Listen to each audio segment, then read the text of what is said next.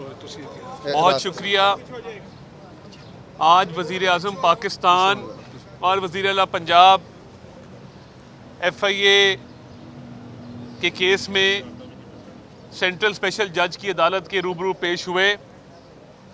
ये वो मुकदमात हैं जो पिछले पौने 4 साल से जारी हैं और जो इमरान नियाज़ी साहब के दौर में सियासी इंतकाम के तहत बनाए गए।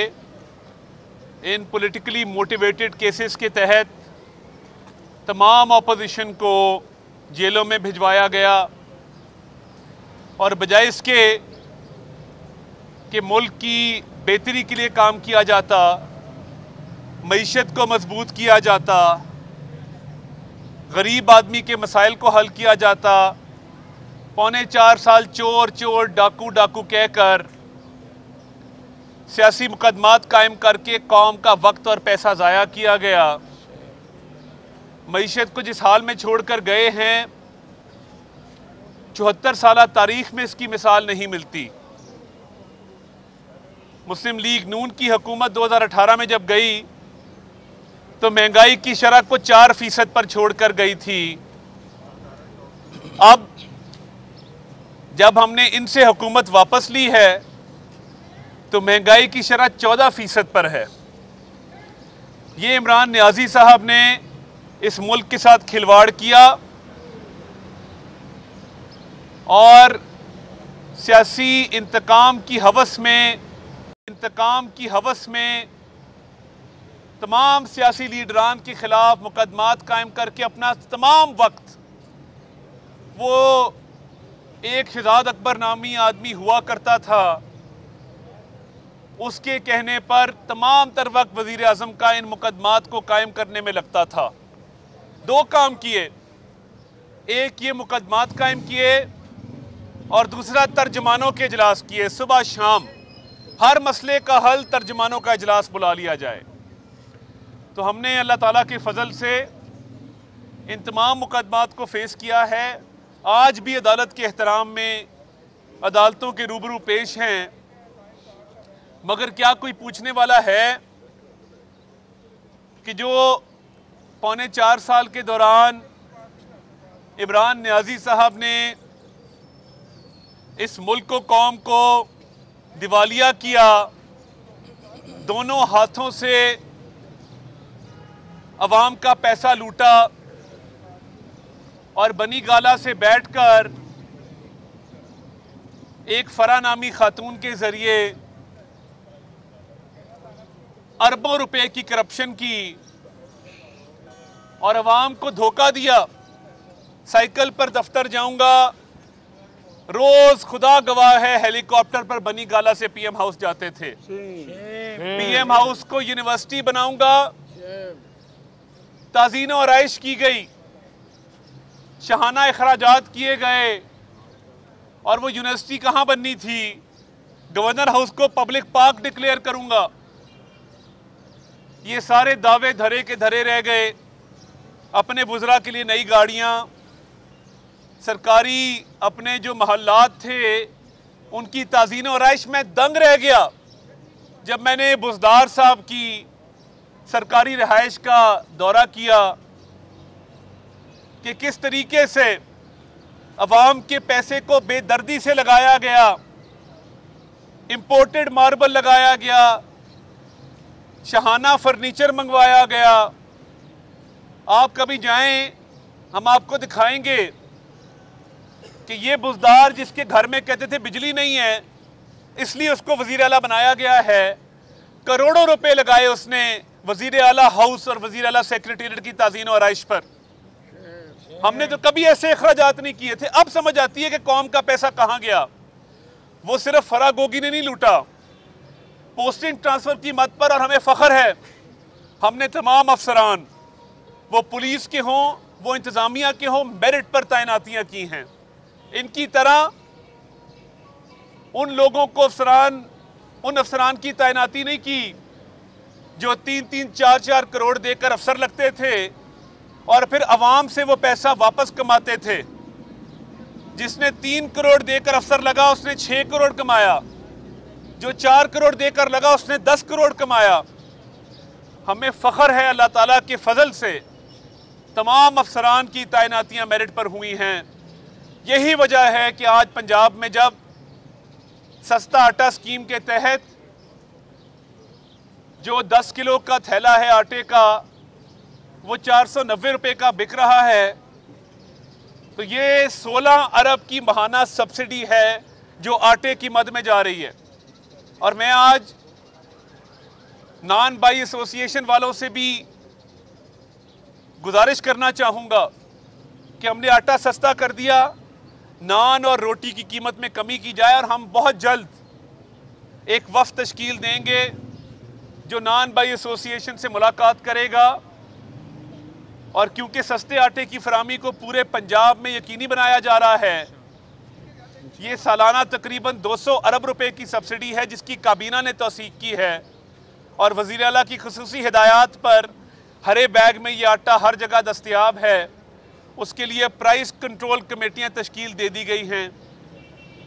उसके लिए हर ज़िले में अफसरान को और सियासी जो रहनुमा हैं उनको ये टास्क दिया गया है कि वो रोज़ाना की बुनियादों पर इस ज़िमन में वज़ीर आला को रिपोर्ट पेश करें। और प्राइस कंट्रोल कमेटियों के ज़िम्मे बाकी जो अशियाए खुर्दोनोश हैं उनकी कीमतों का कंट्रोल भी ज़िम्मे किया गया है। प्राइस कंट्रोल मजिस्ट्रेट्स को फाल किया गया है पूरे पंजाब में। और हमने पंजाब के बॉर्डर्स को उस पर बड़ी कड़ी निगरानी का फैसला किया है कि ये सस्ता आटा स्मगल ना हो, और जो पंजाब से बाकी अशियाए खुर्दनोश पंजाब से बाहर भेजी जा रही थी उनको भी रोका जाए ताकि यहाँ पे किसी किस्म की कोई किल्लत पैदा ना हो। मगर बावजूद इसके कि हमने 2 दिन पहले ऐलान किया कि जो खतूत हमें खैबर पख्तूनख्वा हुकूमत ने लिखे, और क्योंकि वो गंदम की ख़रीदारी का टारगेट पूरा नहीं कर सके, एक दाना गंदम प्रोक्योर नहीं की, हमने अल्हम्दुलिल्लाह 50 लाख का टारगेट पूरा किया, 50 लाख टन का। और जो खतूत लिखे गए हैं, मैं दोबारा दावत देना चाहता हूँ हुकूमत खैबर पख्तूनख्वा को कि वो आएँ और यादाश्त का एक मुआहदा साइन करें, मेमोरेंडम ऑफ अंडरस्टैंडिंग, और उनको भी अच्छे निरखों पर हम गंदम फराहम करेंगे इंशाअल्लाह। और ये पंजाब का फ़र्ज़ है कि जहाँ पर गंदम की किल्लत है उसमें हम अपना किरदार अदा करें। तो ये जो दौर है इंशाअल्लाह तमाम चैलेंजेस से निमटने की सलाहियत रखते हैं। तजर्बेकार टीम मौजूद है और महंगाई पर काबू पाने के लिए मज़ीद भी इक़दामात किए जा रहे हैं, जिसका बहुत जल्द वज़ीर आला पंजाब खुद ऐलान करेंगे। और मैं ये भी वाज़ेह करता चलूँ कि पंजाब काबीना के तमाम वज़रा ने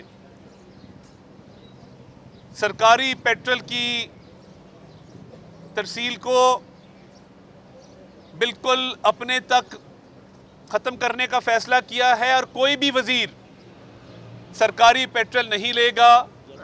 तमाम वज़रा अपने ज़ाती खर्च पर पेट्रोल डलवाएंगे। सरकारी काम के लिए भी जब वो जाएंगे तो वो पेट्रोल अपनी ज़ाती जेब से होगा। ये रिवायात आज नहीं, ये आज से 10 साल पहले मियाँ शहबाज शरीफ की कायम करदा रिवायात हैं कि उन्होंने हमेशा जो सरकारी ट्रैवल भी किया अपनी जेब से अखराजात बर्दाश्त किए, सरकारी पेट्रोल कभी नहीं डलवाया। तो हम मज़ीद भी इसमें इक़दामात लेंगे और कोशिश ये होगी कि अवाम पर कम से कम बोझ डाला जाए। वज़ीर आला ने जो कल महंगाई के हवाले से और प्राइस कंट्रोल कमेटियों के हवाले से इजलास किया, उसमें महकमा ख़जाना को ये हिदायत जारी की गई हैं कि अवाम के लिए मज़ीद सब्सिडी के प्रोग्राम लाए जाएं।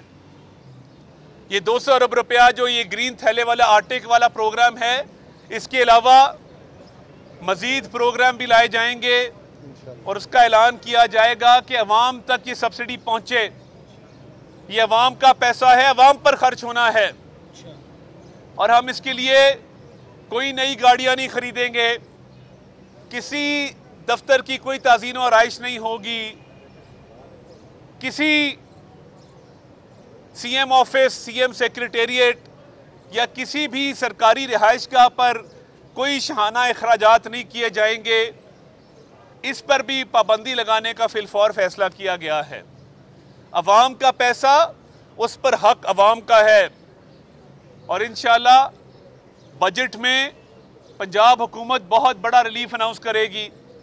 मुख्तलिफ मद में सब्सिडीज़ का ऐलान किया जाएगा और वज़ीर आला ने यह फ़ैसला किया है कि इनकलाबी इक़दामात किए जाएं। और ये जो इमरान नियाज़ी साहब ने इस मुल्क को तबाही के दाने पर खड़ा किया, डट के खड़ा है अब कप्तान, बेल लेके खड़ा है अब कप्तान। बेल के बगैर इसको जेल जाने का फोबिया है, क्योंकि जिन अशिया की इसको आदत है वो जेल में मुहैया करना खासा मुश्किल काम होता है। तो ये पेशावर में छुप के बैठा रहा, सरकारी हिसार में जहां पे इसकी हुकूमत थी। ये इससे बुज़दिल और डरपोक आदमी पाकिस्तान की तारीख में नहीं आया कि जो लॉन्ग मार्च भी करने आया तो लोगों की तादाद साथ नहीं थी, तो हिम्मत करनी थी ना, बनी गाला जाकर रात सोते। मगर नहीं, दिल में खौफ था कि बनी गाला नहीं सोना, वापस पेशावर। वो सुना था कि लौट कर बुद्धू घर को आए, ये लौट के बुद्धू पेशावर को गए और वहां जाकर पनाह ले ली। वहां क्योंकि सरकार है, हुकूमत है, सरकारी अखराजात होते हैं। आज हुकूमत है, सरकारी अखराजात होते हैं। आज भी इमरान नियाज़ी सरकारी अखराजात पर पल रहा है। जो मिनरल वाटर की बोतल पेशावर में ये पीता है वो भी हुकूमत खैबर पख्तूनख्वा के पैसों से आती है। वहां पर इसकी सिक्योरिटी पर करोड़ों रुपए के अखराजात लगते हैं। सरकारी हेलीकॉप्टर का इस्तेमाल खैबर पख्तूनख्वा में किया जाता है। ये इक़्तिदार से निकला है मगर इसकी बुरी आदतें नहीं गई। ये आज भी खैबर पख्तूनख्वा के अवाम को करोड़ों रुपए रोजाना पड़ते हैं इस बात के कि ये वहां पे शहाना अखराजात करता है। रोज इशाइये और जोराने दिए जाते हैं, रोज वहां पर सिक्योरिटी पर, पेट्रोल पर करोड़ों रुपया खर्च होता है, क्योंकि ये बुज़दिल है और ये हुकूमत के बगैर जिंदा नहीं रह सकता। ये इक़्तिदार से निकला, इसकी वो हालत हो गई है जो मछली की हालत होती है पानी से निकलकर। ये तड़प रहा है। पहले इसने कहा कि बैनुल अक़वामी साजिश, फिर अमर बिल मारूफ और उसके बाद इसने कहा कि मुझे निकाला है तो मेरे बगैर ये मुल्क खुदा ना खास्ता 3 टुकड़े हो जाएगा, तुम्हारे मुंह में खाक। ये मुल्क 27वीं रमजान की रात मार्ज़े वजूद में आया।